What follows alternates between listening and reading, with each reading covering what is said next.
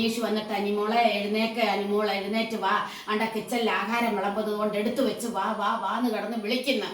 ഇതെല്ലാം ഈ ബഹളം കിച്ചണിൽ ഉണ്ടാക്കിയിട്ടും അനീഷ് ഇതെല്ലാം പ്രതികരിക്കാതെ മാറി നിന്ന ഒരേ ഒരു വ്യക്തി അനീഷ് മാത്രമേ ഉള്ളൂ.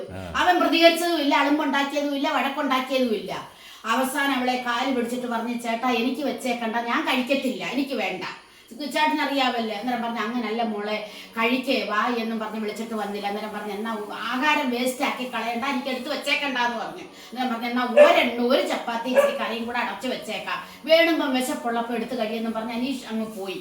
എല്ലാം കൂടെ കമ്മിറ്റി കൂടിയ സമയത്ത് ആദിലയും നൂറയും എല്ലാവരും കൂടെ നൂറ നിന്നുകൊണ്ട് അനുമോളെ ഒരുപാടും അത്രയും അങ്ങ് പറഞ്ഞപ്പോൾ ആദില കേട്ടുകൊണ്ട് ആദിലയും പറയുന്ന കഞ്ഞോട്ട് വന്നിട്ട് പറയുന്ന കള്ളി നുണച്ചി എന്നും പറഞ്ഞ് വേണ്ടാത്ത തരത്തിൽ ഓരോന്ന് അത്രയും പറഞ്ഞ് അതിനെ കരയിപ്പിക്കുന്നു.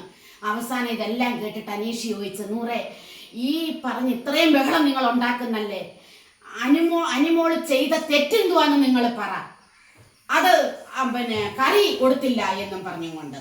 അന്നേരം പറഞ്ഞ കറി കൊടുത്തില്ല എങ്കിൽ അനിമോൾ അത് മാറ്റി വെച്ചതിന് കാരണമുണ്ട്. ആ ചോറ് അത്രയും ഇരിക്കുന്ന, അരി ഇട്ടത് അവളല്ല, ആദിലെ അരി ഇട്ടത്, കണ്ടമാനം ചോറധികം വന്ന് അനിമോൾ ഇടുന്ന സമയത്ത് അത്രയും അധികം വരുത്തില്ല.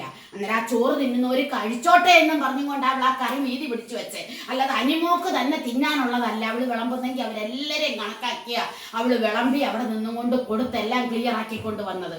ഇന്നലെ തന്നെ അത് ഭയങ്കര പ്രശ്നവും അളുമ്പും തൊഴുമ്പുമാക്കി. ഇതിനെല്ലാം കണ്ടും കൊണ്ട് കൂടെ നിന്നവര് കുതികാലും വെട്ടി ഓരോന്ന് അത്രയും പറയുകയും കരയിപ്പിക്കുകയും കണ്ണീര് കുടിപ്പിക്കുകയും ചെയ്യും അനിമോളെ.